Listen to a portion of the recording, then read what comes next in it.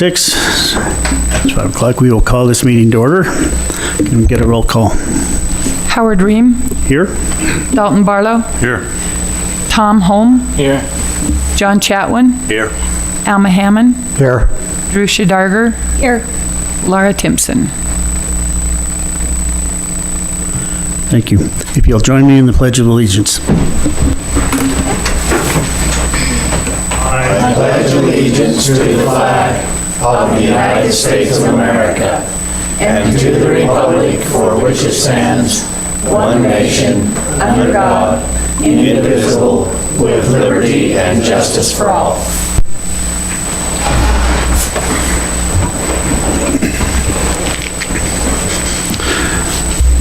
This is the time for any member of the town council to declare if they have a conflict of interest with any item that is set for possible action on the agenda. Does the council have any conflicts? Seeing none, we'll move on to item number 5. Presented are the minutes of the May 11th and May 18th work session and regular meeting. Has the council had a chance to review those? And if so, are there any additions or corrections? I got one correction. It's on page 3 of 7. It says, "She and Shirley attended a legal update," and I'm just wondering who the "she" is. Or if that's Vance, or it says Vance reported something. Yeah, We'll fix that, thank you. Is that the way it should be? it should be he. Yeah. Vance and Shirley. I would spell it out, the names, not pronouns. Okay. That'd be my recommendation, just write that he reported that Vance and Shirley. I know it feels awkward sometimes when you're talking about yourself, but Just a question. yeah. No, I'll just leave it at that. Any other corrections? Not, we will entertain a motion. I'll make a motion to approve May 11th, 2026 regular meeting and May 18th, 2026 work session and special meeting minutes. I'll second that. We have a motion and a second. All in favor, say aye. Aye. Are there any opposed? None opposed. The motion carries.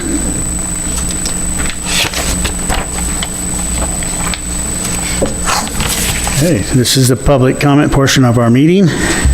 Anyone from the public is invited to comment at this time. So please step up to the podium here. State your name for the record. There's a standard time limit of 3 minutes per person, although we welcome and invite your comments. No discussion or response from the council is required. Individuals should please not anticipate any. So this is for items that are not on the agenda. Items that are on the agenda, we will have a portion of time to speak specifically to those items. So if anybody from the public would like to speak, now is the time.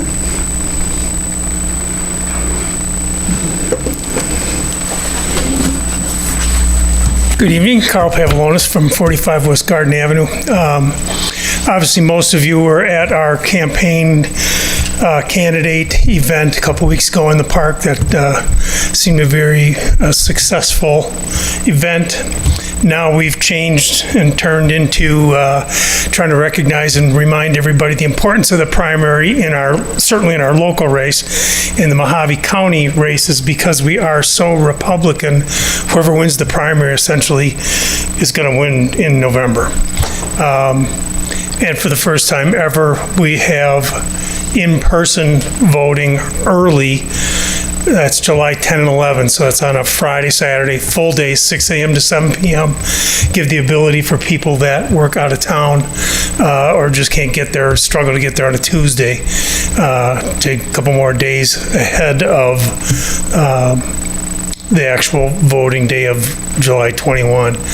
People have asked, you can either fill out your early ballot, you can bring that in as a prompt, you can bring stuff into the polling place. You can't bring your phone, can't take photos. But that's about it. You can bring a piece of paper with who you want to vote for in all the different races. All that's allowed. you'll see somebody from our committee out at the 76-foot line. The election rules are that you can't, and we won't be campaigning for anybody, but if anybody has any questions on suggestions of who to vote for, who not to vote for, however they want to look at it, we'll be out there hopefully both days full-time. I'm going to have to elicit somebody for that 6 a.m. spot. That's not Renee and I's time of day, but we'll figure it out.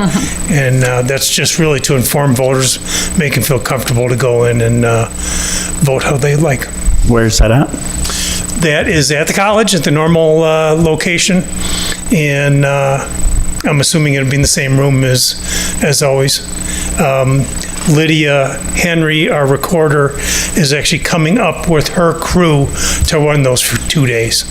So she wanted to take advantage of it being the first time and come up and do it herself.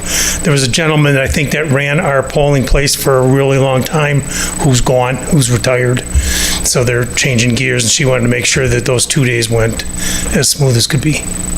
Do you know if any early ballots have gone out yet, mailed out yet? We're on that list. We haven't gotten any. I don't know if they do that in area or just en masse. Early voting down in many locations starts on the 24th. Kingman, Bullhead, Havasu all have spots like Monday through Thursday, Monday through Friday, 10 to 4 type of a thing that start on June 24. Thank you. 24th of June or July? June 24. June 24. Down there. For there. us, our in-person early is July 10 and 11. So it's not the weekend of the election, it's the weekend before. Thank you very much. Okay. Anybody else from the public?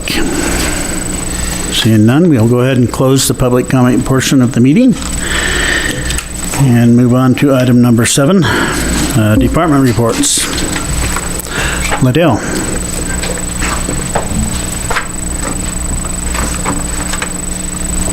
So this is my report for the month of May 2026. The total record operations for that month were 1,624. I believe it's just about a record. We've got all the student traffic and flight schools out of St. George and Cedar City coming here. 1 year ago, it was 370 operations, so we're 4 times as high, just about. At the same time, fuel sales are down because the training traffic, by and large, doesn't really buy fuel. They do a little bit, but not much. So our Jet A fuel was just under 1,000 gallons. That's about 800 less than average. The avgas was down 300 or 400 gallons from normal at 555 gallons.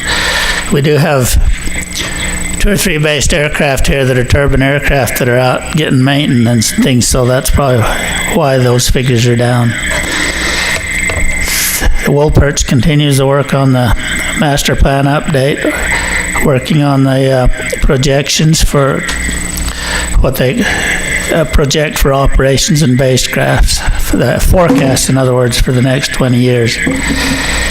And our pavement preservation project isn't going to be done until a little later this summer, maybe September or October.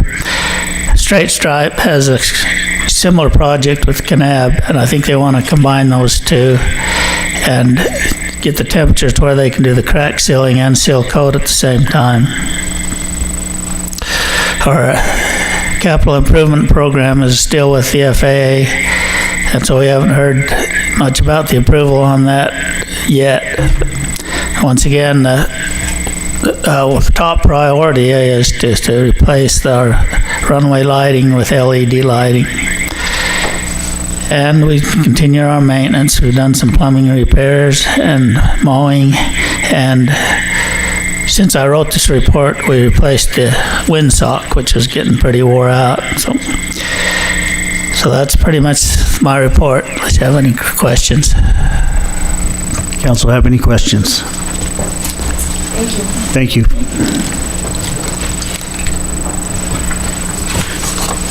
Okay. Building report, Andrew.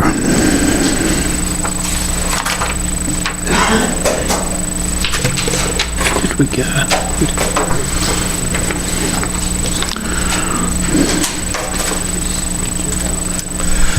Good evening. We're a little bit down on permits this last month.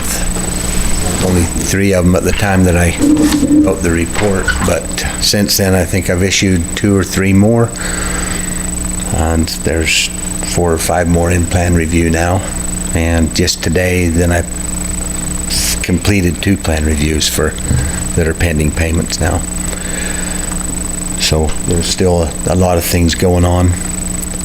I've been spending a little bit of time with the City Inspect program and finally got some IT help and fixing some of the things that have been a little bit difficult to work with. And then I've been talking to Mayor Donia in Hilldale, and they're getting ready to start using that program for their planning and zoning. Also, we're planning with Vance and his crew to get started with the planning and zoning applications through the City Inspect program. On the CDBG grants, on the water well project, after I wrote this report, we did get the work order from the engineer. It's signed and sent back, so we're just waiting for the documents to go out for bidding now. And on the comprehensive planning project, just moments before I came into the meeting, then we got the RFQ document ready, so we'll be sending that out within this next week, and start setting that bid opening date for that, for general engineering.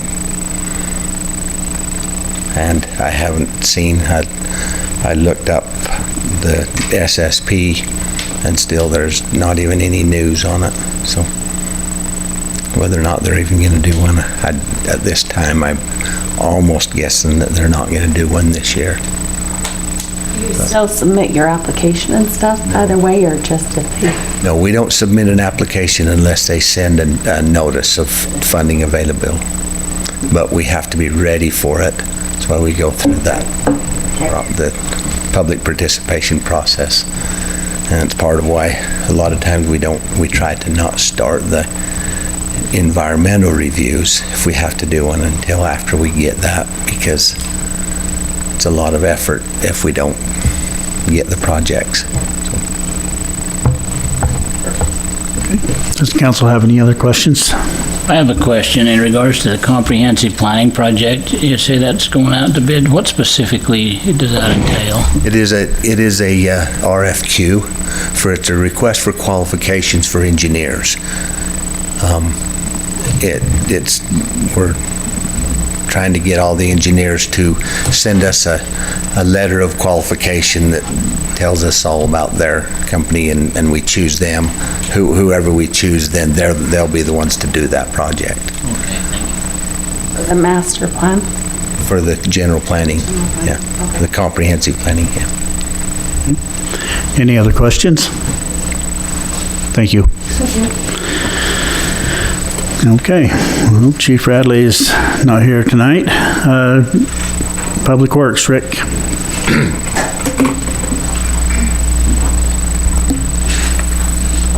Good evening. Been spending a lot of time out front here. Base Academy, Base Barlow between Johnson and Garden, most of it. As soon as Harvin gets done doing his lot splits, we'll finish it and chipped. Replaced a few signs. Spent most of our time out front. Thank you. Are you putting the grass in like next week? Going in 6:30 in the morning. Oh, sweet. And then you just have to have people stay out there for like a week or what? Yeah, shit. Good luck with that. Rope it off. I don't know. I don't know how that's gonna go, but yeah, we was hoping to get it down sooner so that it was rutted more for the 4th of July, but Took long. So when is the steak fry out there? Tomorrow morning, 6:30, You see the- 5:30. So You see the staking, it says It can't be compacting walked on. and staking, S-T-A-K-I. typo. There's a few typos. Really appreciate all the efforts you and your guys are pouring in. The council have any other questions for him? I do. On Academy over there near Willow, and there's a townhome project, but the road's pretty beat up. I'm wondering what, cars are literally driving off into the dirt to get around that. Is that the contractor problem, or is that Typically, I think we need to do something about it. We had it pretty nice till that last guy come and dug across with another sewer line there. it needs put back in now. Kind of been waiting on him before I get. But is that something was part of that contract that should have been? It's not my contract, that's the, Let's talk that's to the the sewer developer. tie-in for the next lot Right. south. When we did that, when they cut those in, it was too cold, so he wanted to wait till it was warmer to do the asphalt patch. And so you need to get with him and remind him it's now warmer. Let's get it Well, done. his neighbor ended up needing to cut through that. Well, let's get him done, and then So they they're can patch done. it I all think at once. They're out of the road now, probably. So it's time to get on the horn. Yeah. But people have been riding those shoulders for a while. Yeah, it's pretty rough. Any other questions? I had someone ask a question about the feasibility of putting in a crosswalk on Academy, right there across the park where the apartment buildings are directly across the road from Cottonwood Park, and if it's feasible to put a crosswalk Do you there. want me to answer that? We looked into that, and to put a painted identified crosswalk, we'd have to have lights. It doesn't meet the standard from the intersections. And so when they built that, that was actually part of our discussion, and we had Aaron at the time went and researched that out. And it doesn't qualify for a mid-block crosswalk. Doesn't meet the standards for it, and so what we've done is gone up to the intersections and painted the crosswalks and then put pedestrian signs up to try to mitigate that. But that whole area between Colvin and Central, you can pretty much plan on pedestrians about anywhere in there, especially if there's very much activity at the park. And even if you had the crosswalk, they wouldn't come out, most of them wouldn't come out of the gate and go straight across. They'd come out of the gate and go whichever direction they're going to wander across the road. So that's why we didn't do that. We actually looked into that and it didn't. Okay, thank you. You bet. Any other questions? I'm just curious to know how the crusher's doing. It's not doing anything right now, but it was doing great when last we ran it. We just haven't need to fire it back up yet. And yes, we do appreciate the help with those fellers. They made a difference to Rick and his crew and getting it tuned in and understanding how to keep it tuned in. These guys were awesome. They seem to know their business, huh? They do, yep. They actually send a guy out, their mechanic, to go through it, look at everything and what was, just Did they charge us any money for that? they blessed us. They want our business. They want us to hire them when the big job comes. I've had nothing but good experience with those people, knowing them for Great. 40 years. Steve White calls every once in a while even, hey, do you need anything? I'm gonna be going out through there. It's been awesome. Any other questions? Thank you. Okay, thanks. All right. Utilities. Nate?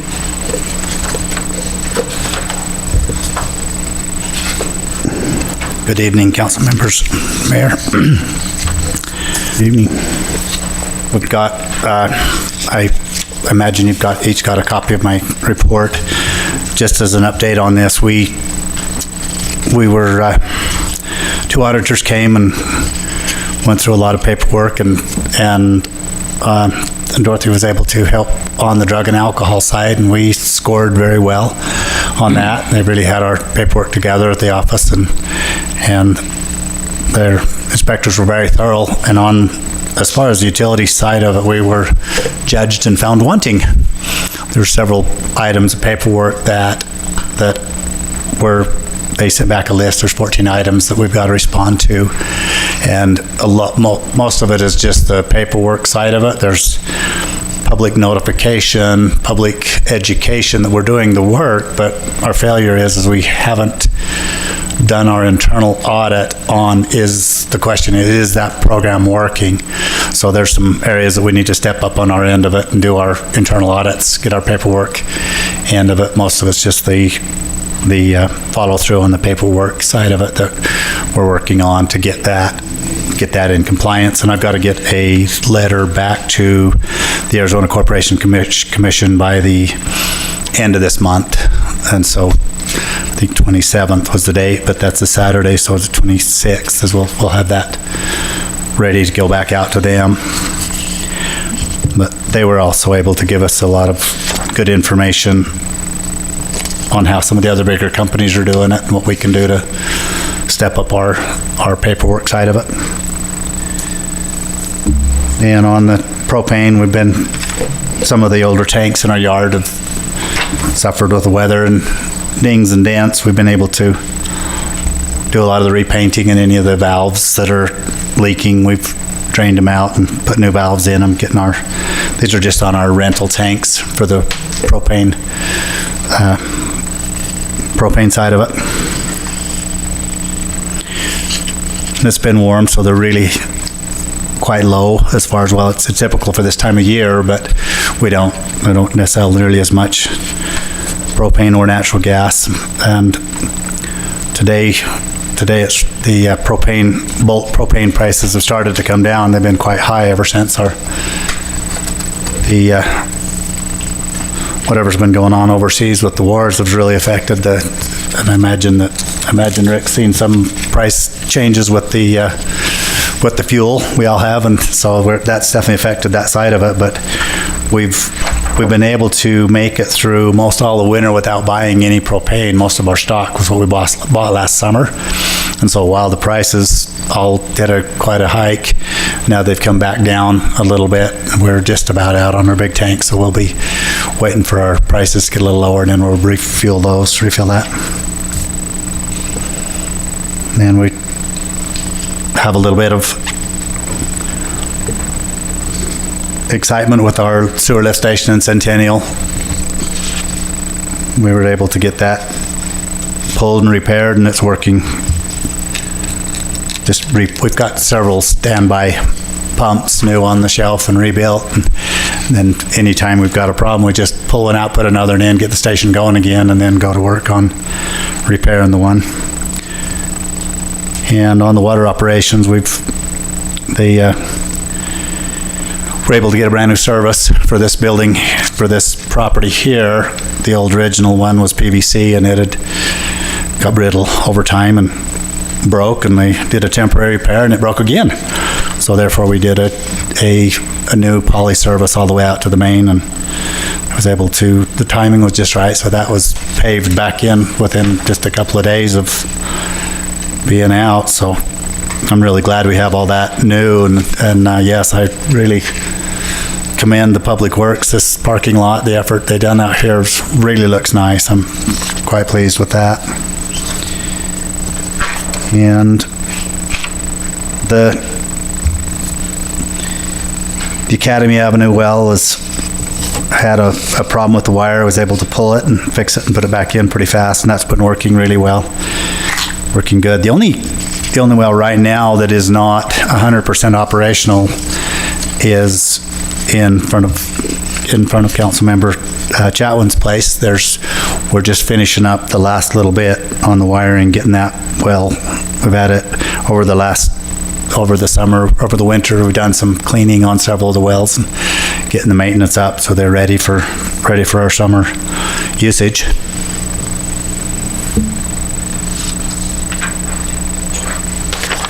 With that, do you have any questions on our report? What is our projections as Does the capacity of our wells meet what you would deem our need is for the summer? I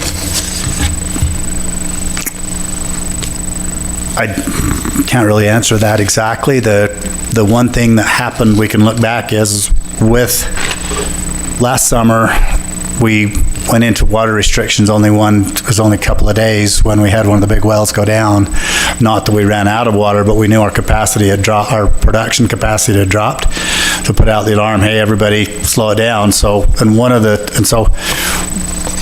this last summer, we were able to, like I said, it was only that one day that we had restrictions, and other than that, during the peak season, the peak flow, we were producing just right at the amount that we were using, and so if you do have a glitch or a fire somewhere, then it can drop it pretty fast. So but one of the things is we actually used a little bit, even though we've had more people, we used a little bit less water in this last year than we did previously, and I'm believing that some of that is due to the increased price. People are a little bit more conservative as the rates have increased, and I think people have been a lot more conscientious, because I know we've had a lot more residents move in. It's just that has kind of kicked in with the conserving the water. It's just when the price goes up, My concern is that we are able to keep our tanks full with our production of our wells.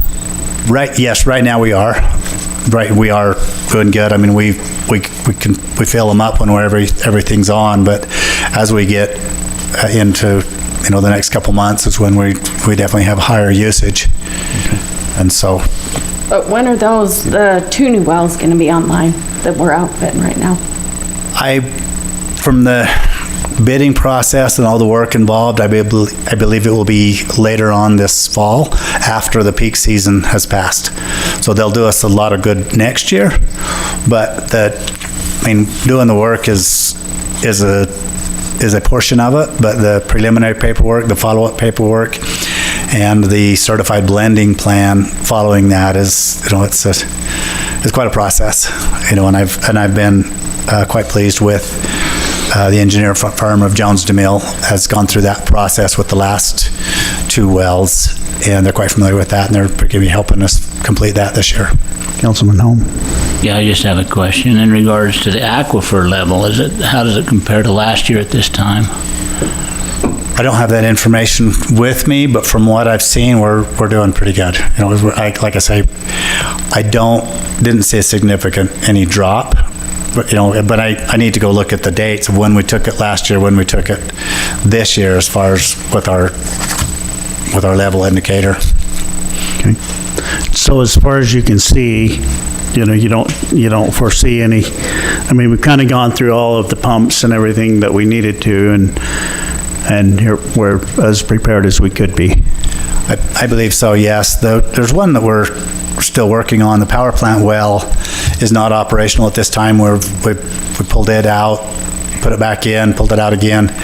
That one is not used for culinary, but the plan for that is get it operational again, and then be able to direct our construction water to pull out of that as we start getting low on our culinary water, to be able to direct all of the construction needs over to that, because it's an untreated well, and so then it wouldn't be affecting the source of our culinary.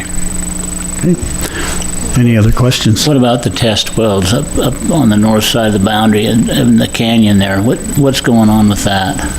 Right now, it's still paperwork. I don't believe there's been, as far as I know, they're still working on the permitting and funding on that. There's no schedule to drill yet? Haven't been close to that project. I apologize. I don't have a good answer for you. Any other questions? Thank you for all you do. Thank you. All right. Administration Vance. Okay, my report's page 28 in your packet. Since I wrote this report, the legislature did adjourn sine die, which is a good thing.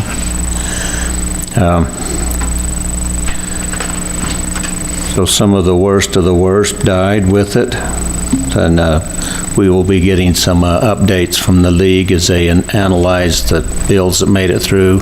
There's still a lot of them on the governor's desk that may be signed, may be vetoed. During the last month, Sarah and myself attended the GFOAZ training in Mesa, and I hope she'll forgive me for spelling her name wrong. We've spent quite a bit of time on the FY27 budget, as well as finishing up the FY25 financial audit. Those actually do take a fair amount of effort. As you noticed, and it's been mentioned, we've put quite a bit of effort into trying to beautify the front yard. I just do want to note that the grass here at the Heritage Park, and this is irrigated, watered with non-culinary water. We have an irrigation well that the town has that provides that water. On the Mojave Avenue project, we are in the design stage still. We'll be meeting with the engineer this week to get an update on where we're at. We've met with ADOT regarding the intersection designs, and it's kind of in their ballpark now. Let's see. I did spend a fair amount of time on the landfill with the budget and financial audit. However, I do want to voice my gratitude to Sarah and John because they did most of the heavy lifting on that one this year.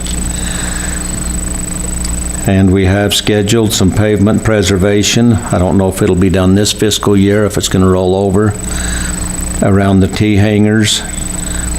There's a section of asphalt right around the T-hangers that doesn't qualify for FAA funding. That's pretty ragged. And the street in front of the police station. Just be a slurry seal. And we have engaged, signed, and their retainer check is going out today, or went out today, for the land appraisals in the industrial lot park. And other than that, we just spend a lot of time on planning, zoning, legal, all the fun stuff. I'm curious. Have any questions? Yeah, I'm curious about this shallow well you have on the property here. How deep is that well? I do not know. I know it's not real deep, but it's... Does it ever dry up? It hasn't yet. Well, that's a good indicator. Yeah. It really is. Is it loaded okay right here? Where exactly Yes, is it? it's just right over there. There's a little well house. It's just up there. Behind the tower? Yeah. Yeah, behind, by the building. Looks like a box off a U-Haul truck right there. How heavy of use does it get? It waters these grasses, and it waters some of the street planters. We've still got a lot to do to get more of the street planters. The idea was to get as much of that off of culinary as we can. Okay. Any other questions? Thank you. Thank you. All right. Item number 8, financial audit presentation.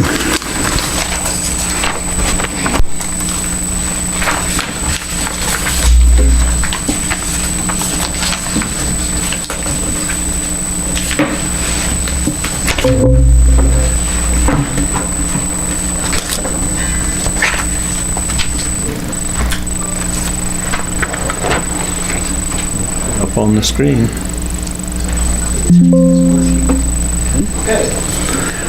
Well, thank you all for letting me be here today. I'm on assignment from McKay. He's the partner who oversees the audit.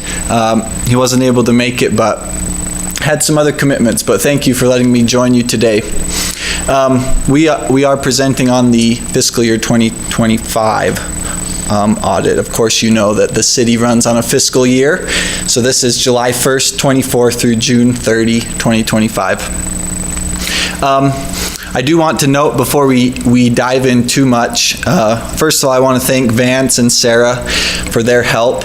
As Vance noted, I don't know if any of you have been on the other side of an audit before, but it takes a lot of work and effort. We go through a lot of tests and procedures. We have a lot of questions, and so we appreciate all their help and their good work in helping us get to the end here. I also want to note that normally we would provide the financial statements to you. The audit is not technically complete at this moment, but it's expected to be completed this week, kind of dotting your I's and crossing your T's, so to speak, as we wrap up here. So an audit, a lot of you have probably heard this before, but an audit, of course, is us going in, performing our tests and procedures to gain reasonable assurance about the financial information and the information contained in the statements. And so ultimately that brings us to a point where we express an opinion on the financial statements. And for 2025, we expressed an unmodified or a clean opinion. So what this means is that users of the financial statements, whether it be you or citizens or others who are using them, should be able to rely on them to make informed decisions on the statements. Not saying that we looked at every single transaction. That's, of course, not what an audit is, but we do provide that opinion on the financial statements. We also provide a couple other reports. One of them is called the Report on Compliance and on Internal Control over Financial Reporting. We did note one item there. It's called 2010-001 Misstatements and Reconciliations. What the core of this finding really is that during the course of the audit, there were some adjustments that were needed, which can indicate a weakness in internal control.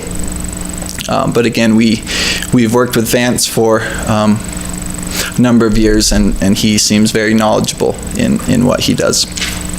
But he is also wearing multiple hats, so he's kind of pulled in many different directions. We also provide a report on state compliance. That's also an unmodified or clean opinion for fiscal year 2025. Another part of a financial audit is not just looking at financial information in general, but we of course dive into the details. And one of those details is called a single audit. A single audit is required when entities expend, at least for fiscal year 2025, $750,000 or more of federal funds. And what this single audit really is taking a deeper dive and looking at the compliance and control related items around these federal dollars. And so there was one item that was noted during this single audit. I did fail to mention that we looked at the Airport Improvement Program and then CSL FRF funds, or COVID monies that were still being expended in that year. And this finding, it did not have to do with how these funds were expended. It really had to do with some verbiage in the contracts. When you look at these, you find that there's a lot of specific things, some nuanced things, and so just really at the core of it, some verbiage was not in a couple of the contracts. So, any questions so far on this that we've covered so far? Council, have any questions? I will at the end of his presentation. Awesome, thank you. So just a brief overview of some of the actual financial information. You can see that revenues were increased slightly, but were fairly steady, with the majority of that coming from taxes. And this is in the general fund specifically. The town has a number of different funds, but the general fund is specifically what we're looking at here. As far as expenditures go, they also increased slightly, but kind of in line with the revenues, which is to be expected in a fund such as the general fund. And then this graph might be more fun for non-accountants to look at. It kind of shows the revenues and expenditures in the general fund of the town over the past few years, and you can see this year, again, a pretty good margin between the revenues and the expenditures in the general fund. Fund balances, these are a great indication of really the overall financial health of the town, or at least one good thing that you can look at. And you can see that the general fund has plenty of excess fund balance. So what this could mean is in a time of financial distress, etc., a project is needed. It indicates that there are excess funds in the town. You'll notice on the right side is the affiliates graph or bars. That is correlated with the shared utilities with Hilldale. And so you can see there's also a lot of fund balance related to those. The other funds are smaller, and some of them aren't really meant to have fund balance, and so that's why those are much smaller. And that's the end of our presentation today. Again, thank you for your time and for the opportunity to work with the great people we've been able to associate with during this process. So, Is your name Coden? Coden, yes. Yeah. 2 questions. Yes. Your opinion, okay? How does the staff do on record keeping and basic management of public funds? I would say that, I mean, if you was to grade it A+, the best, and F being the worst, where would you put it? Oh man, that's a tough question. I think the town council wants to know. Well, I will say that going back to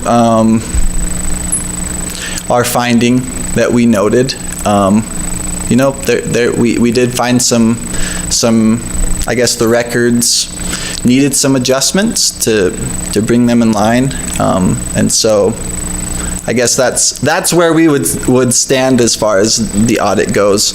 The audit isn't really, I guess we don't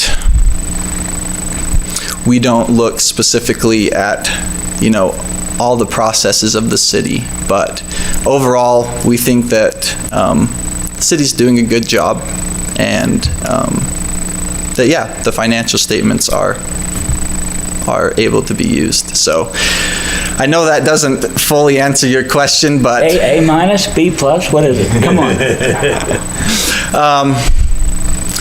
That's a really good question, and I don't know if I can answer that right now, but I would love to get you in contact with McKay. Okay, well, I didn't want to press you that much. I thought you just flipped something out, like say maybe B- or A- or something like that. I know, us auditors are paranoid, so I apologize. The second part of my question is, the overall financial health of the town is pretty good. Yeah. Mm-hmm. And how would you rate that compared to other cities? I would say that certainly for a town of this size, it seems very healthy. I would say we see a variety of situations. Some towns are in you know, bigger financial stress than others, but I would say overall it seems the town is in good financial health from what we can see. So you think that Vance deserves a pat on the back, right? Of course, Vance does so much. Thank you. Thank you. Thank you. Thank you. Thank you for your presentation.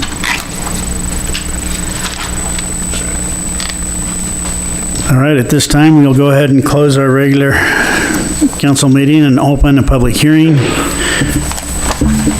for the liquor license for the Town Square Eatery. It is 5:43.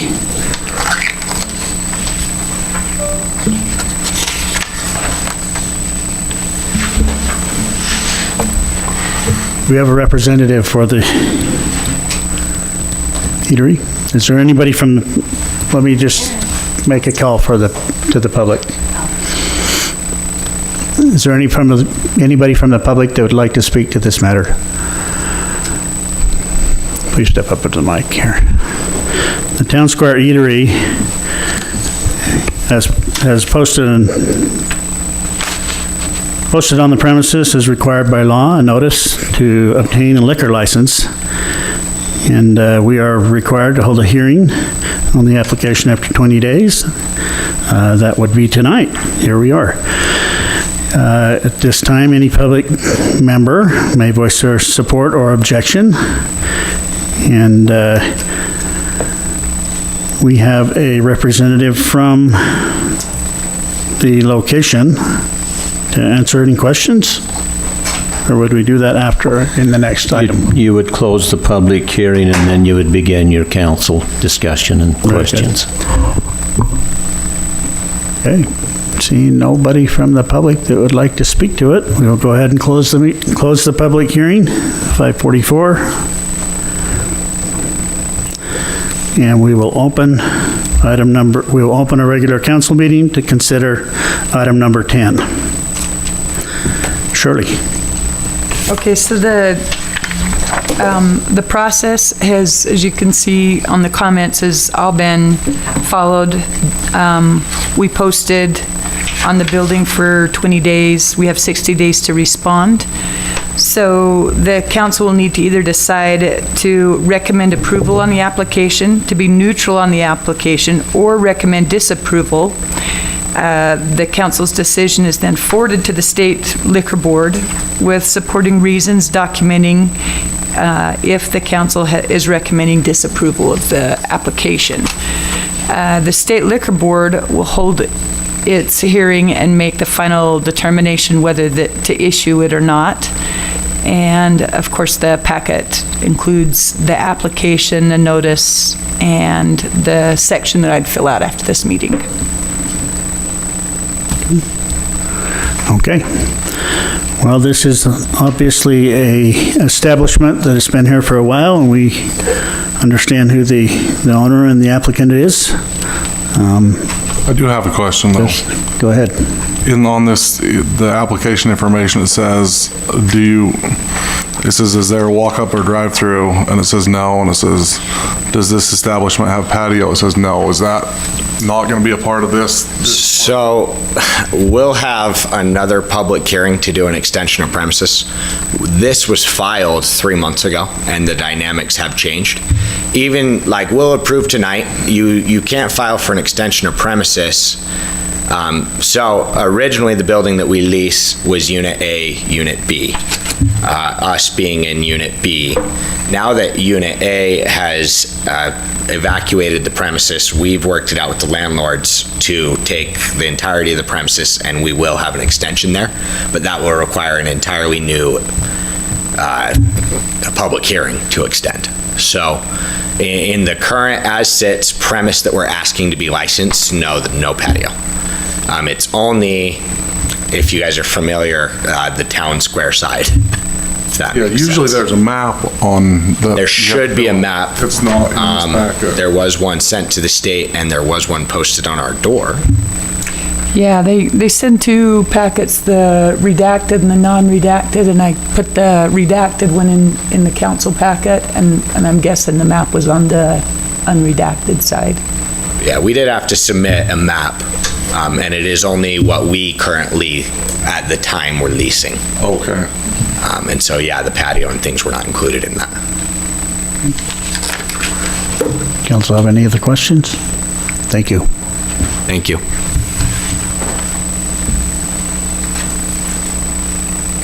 If there's any further discussion, we will entertain a motion. I'll make a motion to recommend approval of the liquor license for Town Square Eatery. I'll second that.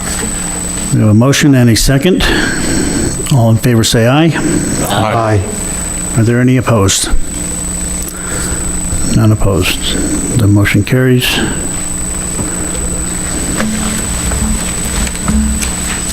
Item number 11, consider zoning map amendment, parcel 404-53420 from RE1A residential to R18 single-family residential fence.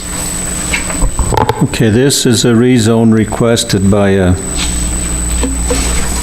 Levi Jessup, and I believe Mr. Timpson is here to represent the developer if you have questions. Basically, it's a 1-acre lot. They're asking to rezone it to an R18 to develop 4 R18 size lots on it. It's on the corner of Garden Avenue and Colvin Street. Does the council have any questions or comments? Any discussion? All right. We will entertain a motion. I'll make a motion to adopt ordinance rezoning parcel 404-53-420 from RE1A residential estates to R1A8 single-family residential. I'll second it. We have a motion and a second. All in favor, say aye. Aye. Is there any opposed? None opposed, the motion carries. Okay, number 12, Mayor. Yes. The applicant sent me a text just before the meeting, said they would not be able to make it, and so we'll push that one back to the July meeting. Okay.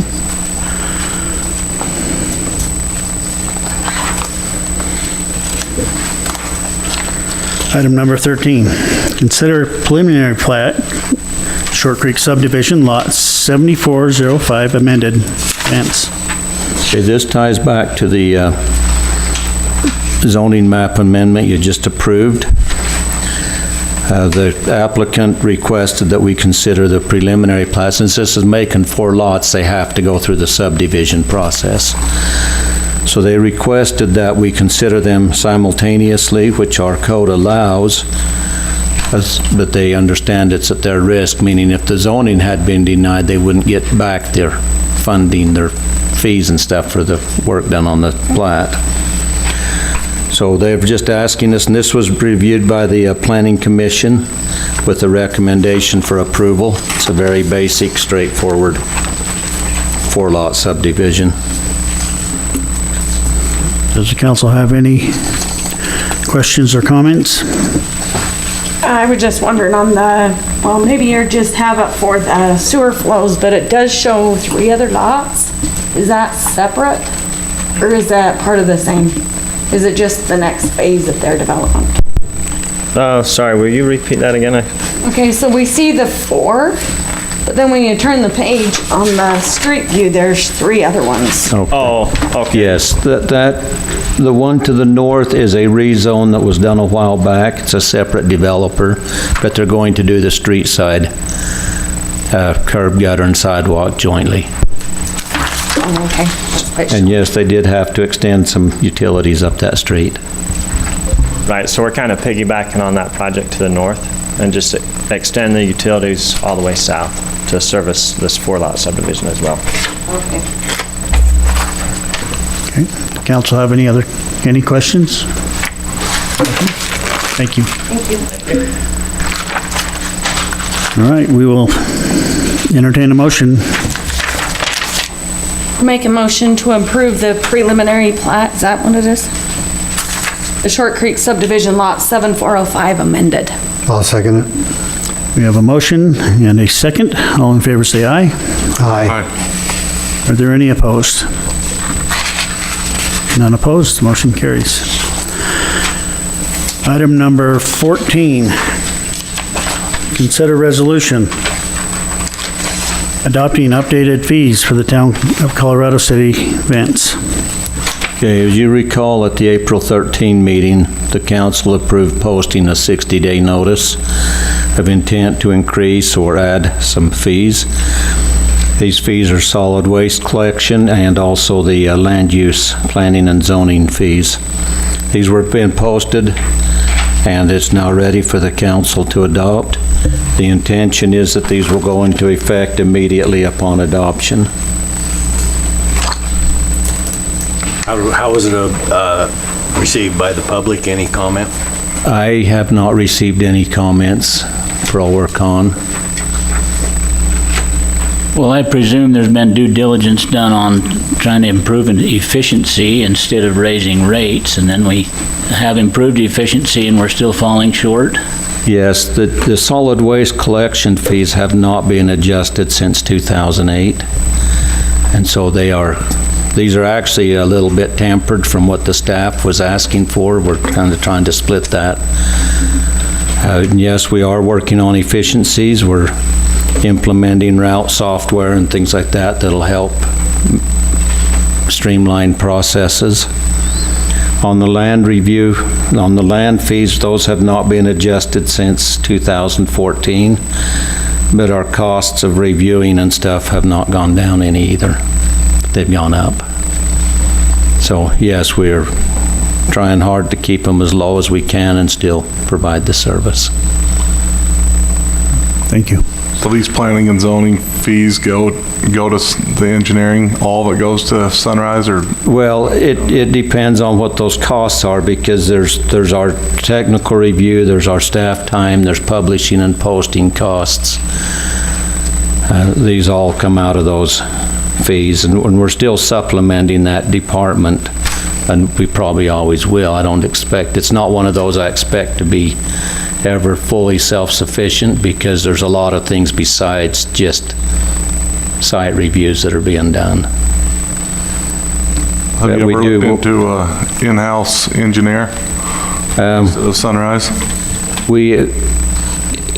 I would love to, but I don't think we got enough work to justify the price of getting one to come on board. Just like 1 or 2 days a week or a month or something? Yeah, I just don't see it happening.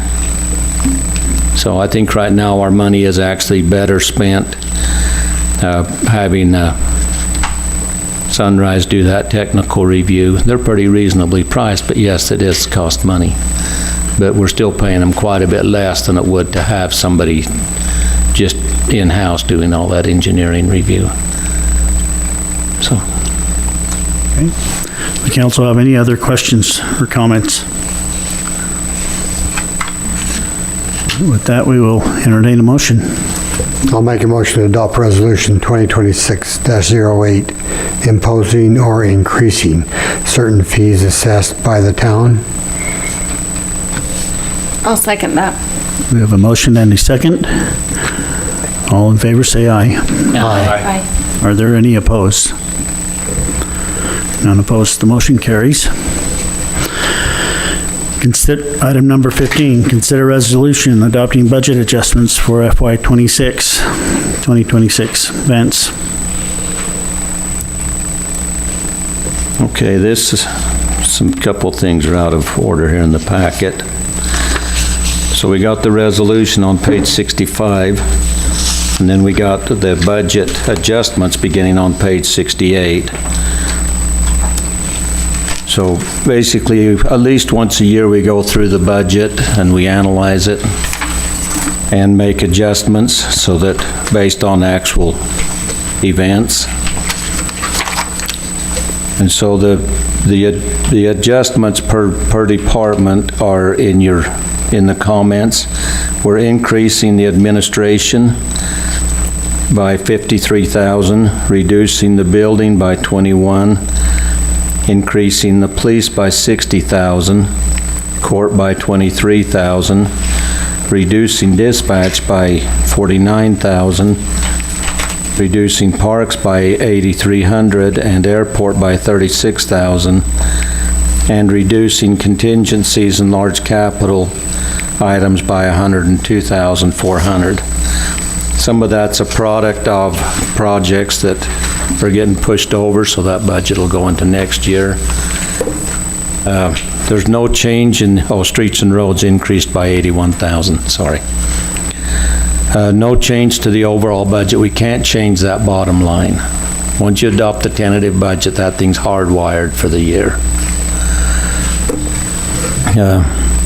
Most of the increase in administration is due to professional services, some software licensing fees, and insurance was a little more than we anticipated. In police, a good share of that was related to labor costs, payroll-related costs. They also spent quite a bit more in training and vehicle maintenance than what we had budgeted. The increase in streets and roads is due primarily to changing how the costs are attributed or shared by Hilldale. So instead of paying they were paying 25% of the wages, we were paying 75%. we've gone away from that. We cover all of it and then bill them as work is done in Hilldale. It was at their request to make that change, but it also meant that our costs went up. But most of our time has been in Colorado City anyway, because they haven't had money to do much else. So those are the adjustments for the FY26 budget. If you have any other questions on them. Does the council have any questions about the adjustments for 2026?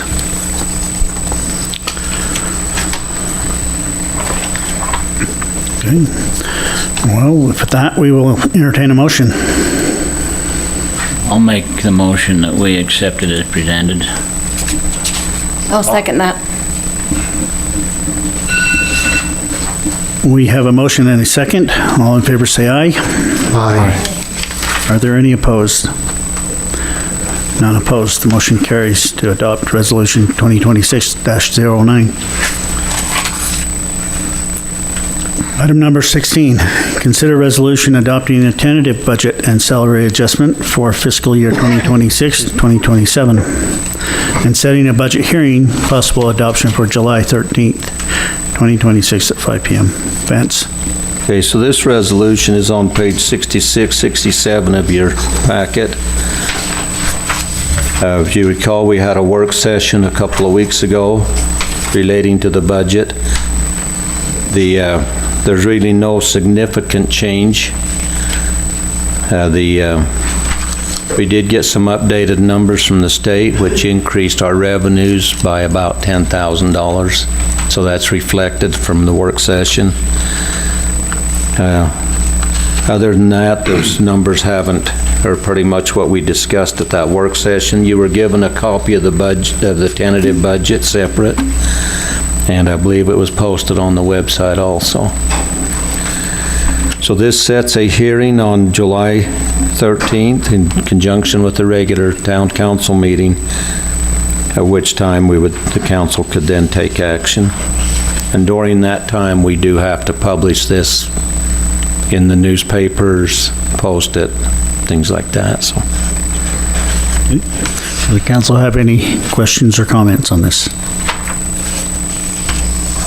No, we will entertain a motion. I'll make a motion adopting Resolution 2026-10, setting a budget hearing date of July 13th, 2026 at 5 p.m. and adopting the 2026-2027 tentative budget. I'll second it. Okay, we have a motion and a second. All in favor say aye. Aye. Are there any opposed? None opposed, the motion carries. Item number 17, consider resolution declaring ordinance 2026-17, amending town code, a public record. Vance? Okay. The process for adopting ordinances allows it to be read by title only if it's declared a public record. And for some reason, Shirley didn't want to read all that table. So she pretty much put her foot down.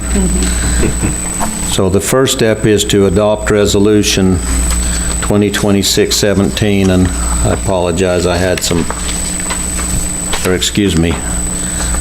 Resolution 2026-11 declaring Ordinance 2026-17 a public record.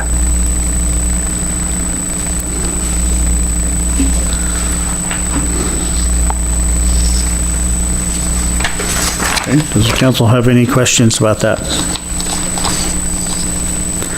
We will. Well, these are just of the width, depth on all the different sizes. Yes, this ordinance, all it's doing is setting the depth to width ratio. Remember, we had some discussion a few months back as we had some lots that were quite long and skinny, and it caused a certain amount of concern. The council directed staff to address that issue in the code, and that's what we're doing here. And I just put a note in there that your standard 1 acre lot, if you split it into 5 R1/8s, which has happened, the ratio is approximately 2.75 to 1, so that would still fall within that.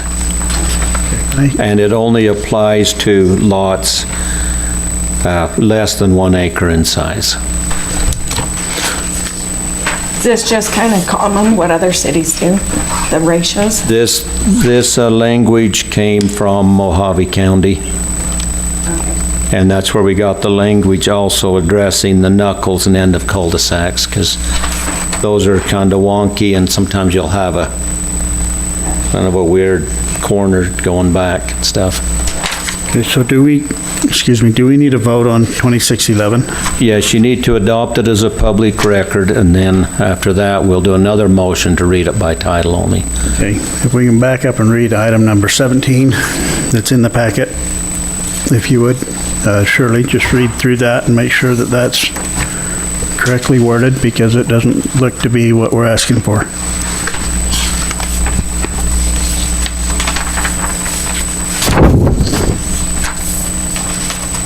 Yes, it's correct. Resolution 2026-11. It's the bottom part of it, I think, just needs scratched. Oh, He's talking about number 7. oh, and yeah, somebody didn't do a very good job, my apologies. This ordinance deals with the depth to width ratios, not the directly elected. I didn't do enough proofreading, I guess. And it is correct in the resolution, though.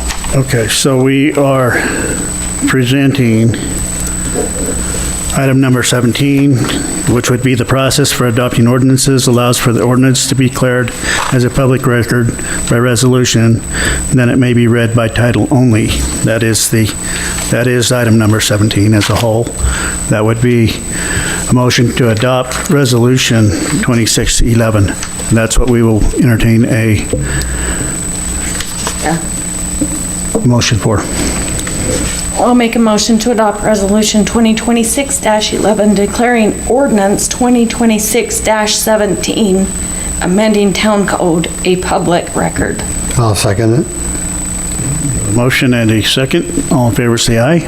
Aye. Aye. Are there any opposed? None opposed. We will. Item number 18. First reading by title only. Vance. Okay, so what we need now is just a motion to read by title only ordinance 2026-17. I'll entertain a motion. I'll make a motion to read by title only, ordinance 2026-17, amending town code as first reading in the adoption process. Do I have a second? I'll second it. We have a motion and a second. All in favor, say aye. Aye. Are there any opposed? None opposed. Please, clerk, please read the ordinance 2025-11 by title. An ordinance of the mayor and council of the town of Colorado City, Arizona, adopting amendments to the town code, Title 15, Chapter 152, zoning code. Thank you. Item number 19. Consider resolution renewing the Arizona Chamber of Commerce as the DMO for the town of Colorado City. Okay, it's in November of '21, and we've renewed it several times, the town designated the Arizona Chamber of Commerce as a DMO, or designated marketing organization for the town. This has to be renewed annually. It works through the Department, Arizona Office of Tourism.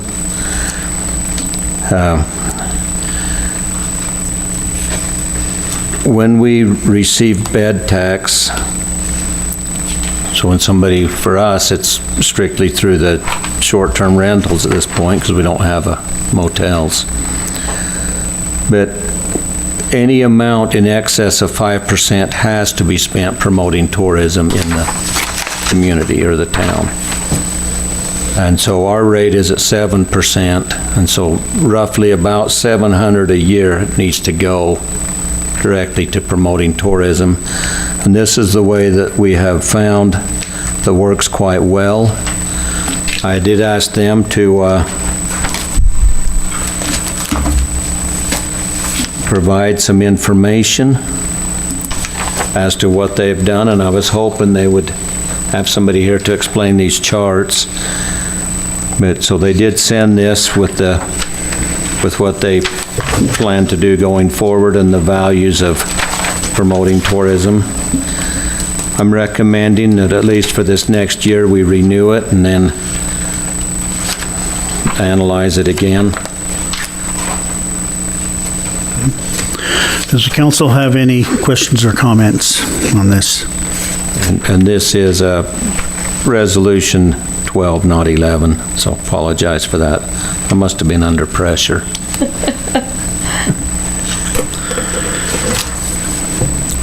No questions or comments? We will entertain a motion. I'll make a motion to approve Resolution 2026-12, designating Uzona Chamber of Commerce as our destination marketing organization for the town of Colorado City and designating a signatory authority. I'll second it. We have a motion and a second. All in favor, say aye. Aye. Are there any opposed? None opposed, motion carries. Item number 20, consider a resolution approving vehicle financing from the risk management pool, or fund, Vance. Okay.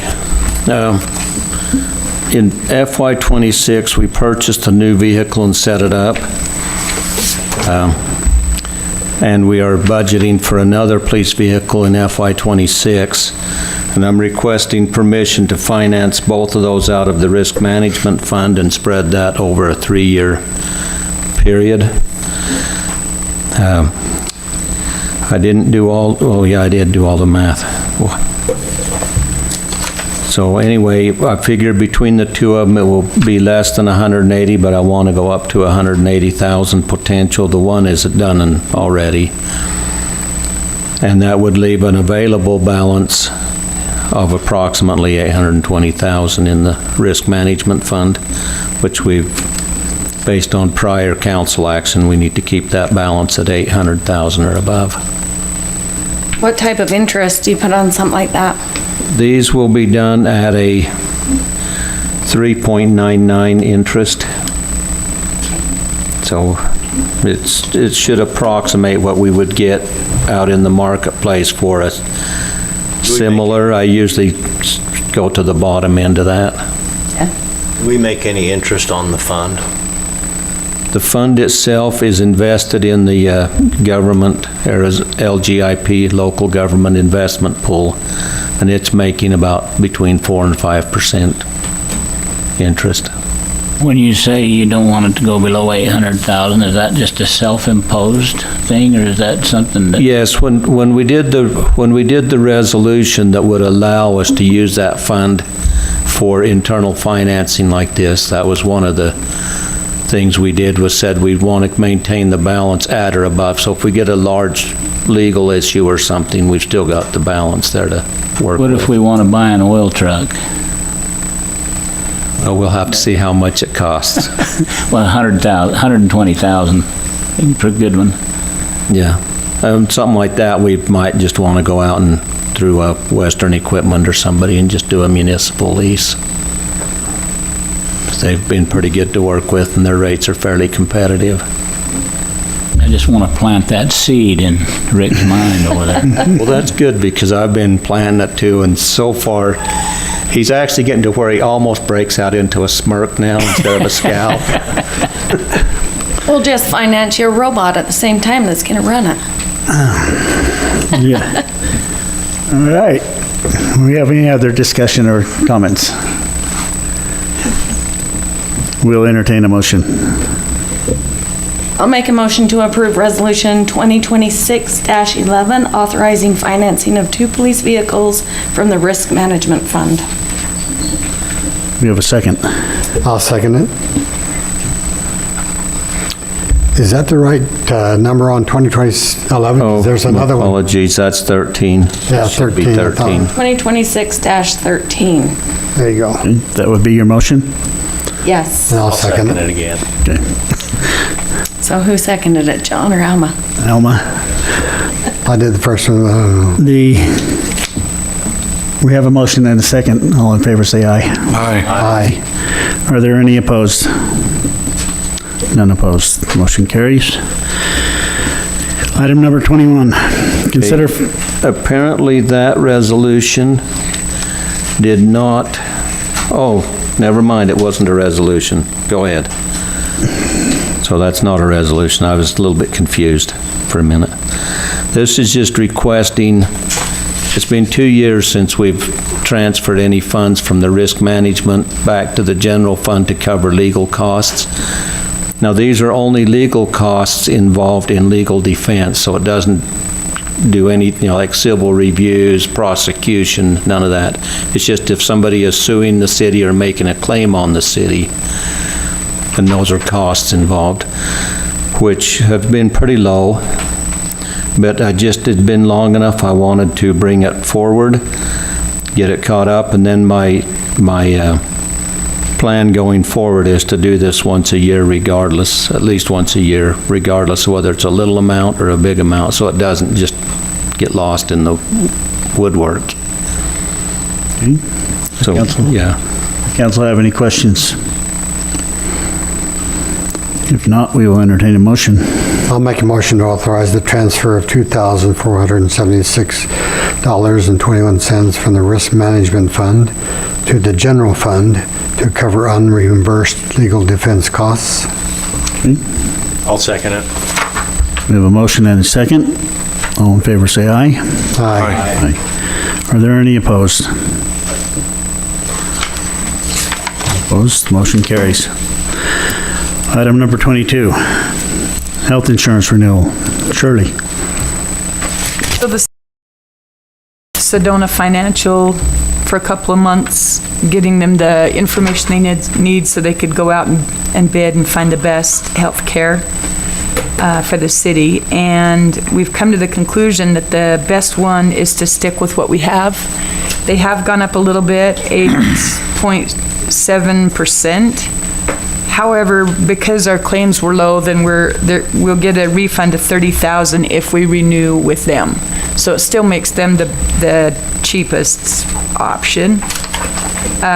EMI is a great company, and that was the second, but they're actually slightly less money, but because we would get that $30,000 refund, Trustmark's still better. So that's our recommendation, and that's also the recommendation of Sedona Financial, is that we stay with Trustmark for at least another year. And then the dental vision that we do through the principal, that was a 2-year quote last year, so we still have the same pricing, and so we're going to stick with that one. I want to mention that when we're doing these analysis, and this has been mostly Shirley doing the heavy lifting on this one, we do involve the staff from Hilldale and utilities, their administrative. So it's a committee of Shirley and Dorothy and Maxine and whoever else from Hilldale that's actually working and doing these, coming up with the recommendations. So it's... And one of the things that was important to Hilldale was they wanted some supplemental insurance options. So one of the things that we're asking is to allow us to offer that, and people would be paying for it themselves. It's not going to cost the city anything more, but like if somebody wants additional life insurance or hospital stay insurance or accident insurance, they can choose to pay a few more dollars a month and have that service. So that's the biggest difference this year. We kind of piloted a little bit last year with short-term disability, and it worked really well. And the people that did get on it really appreciated it. So. All right, does the council have any questions or comments? If not, we will entertain a motion. I'll make a motion to approve Trustmark as the medical insurance provider, Colonial Life as the employee-paid supplement insurance, and the principal as the dental, vision, and life insurance carrier for the 2026-2027 fiscal year. I'll second that. We have a motion and a second. All in favor, say aye. Aye. Are there any opposed? None opposed, the motion carries. Item number 23, consider policing IGA with Apple Valley. And Okay, I was hoping Chief Radley would be here, but he was not able to make it. But about a year ago, the town was approached by Apple Valley about doing a policing IGA with them. We did a bunch of work at that time, wrote up an IGA, had it reviewed by legal, so on. And then they said, we want to wait till after the election. The election, they had a pretty radical turnover on their council. They have just recently approached Chief Radley again and said, we are ready to do it. So we've gone through the IGA again. We have rewritten the funding portion just a little bit to accommodate what needed to happen to make it work. It'll be primarily a reactive policing at this point, meaning we will patrol the highway, but we won't be patrolling the back roads, but we'll be responding to calls because that's what they have. And there will be a set amount per month, and then an amount per hour for over, don't remember the exact amount, seven calls. If there's more than 7 police calls, so this would be like somebody's calling about a domestic or a burglary or something like that. If it goes over 7 of those in the month, then they will get billed per hour per officer. And I'm hoping I'm explaining that right. Chief Radley understands it a little better. And highway crashes on SR 59 will not be included in those numbers because that's a state highway, and so it's really an agency assist to the UHP if we respond to those. And they're much like ADOT, they will, or DPS in Arizona. If it's serious, has bodily injury, stuff like that, they'll usually come out and take it. If it's minor, they'll usually say, you guys just do it for us, please. So anyway, this IGA would go into effect on July 1st. Oops. He told me he'd fix that. If it's approved. Does the county currently patrol their back roads? No. No, right now they have a contract with the county that pays somebody to sit out there until they head off to somewhere else.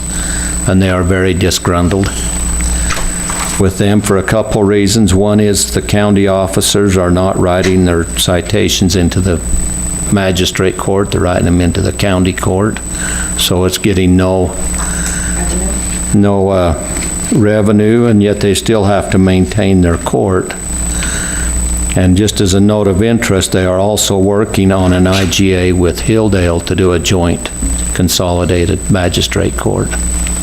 So they'll only have one set of overheads, similar to what we're doing with Mojave County, where you start sharing those costs and spreading them out over a bigger piece of. Council have any other questions about our events? If not, we will entertain a motion.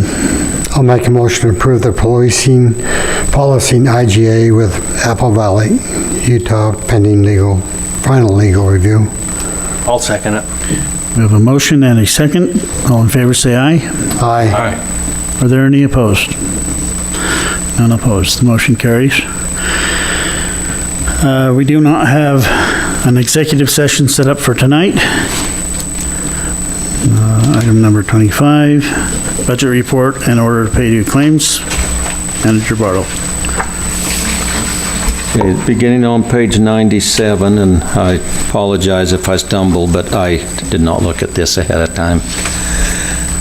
I'm going to feign that I was busy. Friday, I was in Tempe to a law update class training. I'm still trying to unwind from that. But we're 92% of the fiscal year. Our total tax revenues are at 92%. So about right there. Licenses and permits are coming in at 86% of budgeted. Our state shared revenue at 92%. Our Hilldale IGAs have been paid at 92%. The fire district is still a little bit behind. They've done some catching up, but they're not quite there. The school SRO number's kind of a wonky number because we had some adjustments, year-end adjustments, and we haven't collected the payments for the last of this year yet. We'll usually collect those in July. Charges for services at 70%, fines and forfeitures at 77%.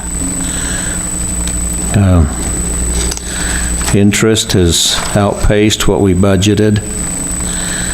Overall, our general fund revenue is showing 85%. Our general fund expenditures, this is before the adjustments, of course, but right now our administration is showing 90%, our building department at 75%, law enforcement at 91%,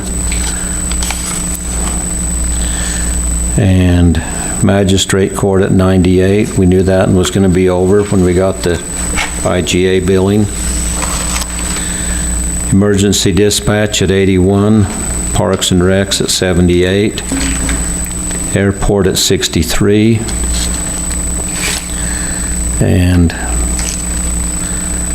overall the general fund expenditures at 77% of budgeted. Our HERF funding is coming in at 72%, so their state estimates were quite low on that one. We get those numbers from the state. And their expenditures are at 70%. Partly because we have not been able to schedule the spray truck yet. So the chip sealing we was hoping to do 1st of May is going to be pushed into next year. Unless you have some other questions, and that about sums up the general fund and HERF. Council have any questions? Shirley? Okay, so on page 1, about halfway down, is 4,500. It's the audit. We just got and then right below that, towards the bottom, you have Big Leaf Networks. It's 1,740. It's a software. Which is, yeah, software subscription. And then over on page 2, towards the bottom, is one for 6,586. It's a Chevy Suburban fix. The motor went out on that, and they had to replace it. Actually, it was the transmission. Or the transmission, something that made it stop. Yeah. Transmission. And then on page 3, about midway, is the Power Ready subscription that law enforcement and dispatch uses for $4,152.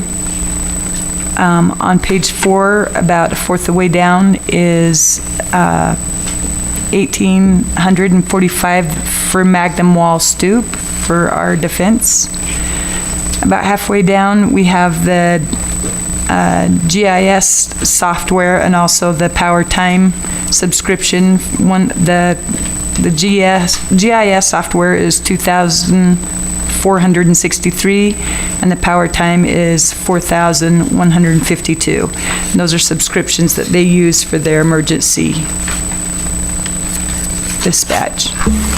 And then on page 5, down towards the bottom, we have this project out front, so the asphalt for Town Hall for $24,000, the drive approach for $5,500, and then we have below that is the community developments. We have the $10,000 that went to the Short Creek festivities, reimbursement on the 6 DAMA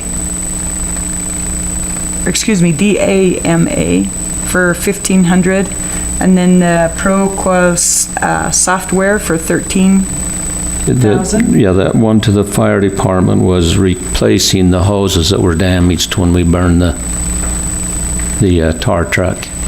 because those hoses that got soaked in that oil had to be discarded, and so the city replaced those.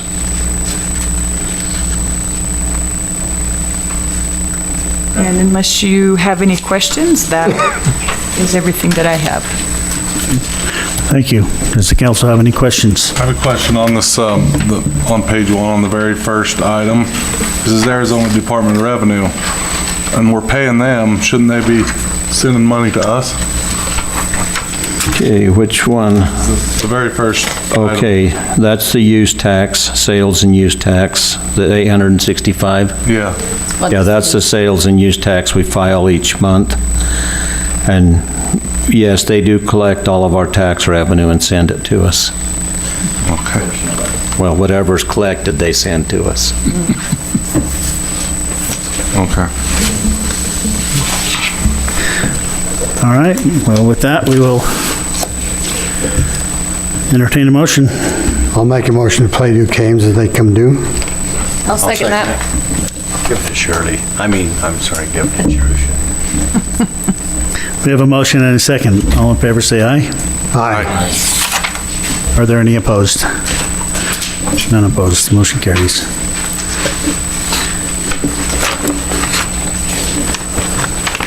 Okay, this is the time for any council member to bring up other items for awareness. Council will not be able to take action on these items, but the council can direct staff to do additional research on matters and/or schedule them for an action on a future agenda. Does the council have any comments this time? I'd like to maybe just give a little bit of a report because it impacts the cities quite a bit in regards to the SC festivities.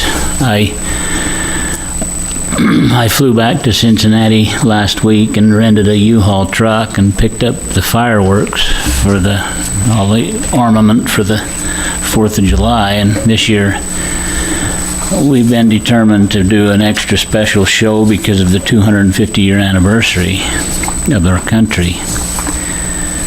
But it just so happened that Plus One approached me and wanted me to do a show for them on this evening of the 2nd.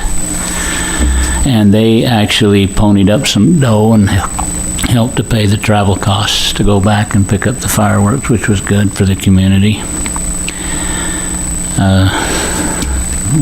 Our budget from SC Festivities for the fireworks is the highest it's ever been, and it's been wonderful to have so much support. And if anybody's wondering why I'm involved in it, is because it's kind of by default a little bit. I'm the only one I know of that, well, maybe somebody knows, but of somebody else, but I have a ATF license for high explosives, so it kind of fell on me by default, so to speak, to take on this effort to bless the community with fireworks. But there's going to come a time when we're going to have to find somebody else to do it, or have the fire department do it. Now, throughout the nation, most communities have the fire departments take care of this for the communities. Our local fire department, our fire chief, is scared to death of doing this, and he has, under no uncertain terms, informed me that he will not support anything to do with fire, actually hosting the fireworks and buying them and setting them off. So who's going to do it if I don't do it? I want to hear some names. Well, most cities put it out for a contractor to come in and do it. No, they don't. Most cities do it with their local fire departments. Are the fire departments licensed like you are? Fire departments don't have to be licensed with the ATF. They control their own fire districts and such, and they can do it without an ATF license. But where it's a private, there's a lot of private people that do it, but in large throughout the country, probably over 90% of the cities have their own local fire department. One of the challenges we have is it's not something that's covered under our insurance. We'd have to buy special coverage for that event.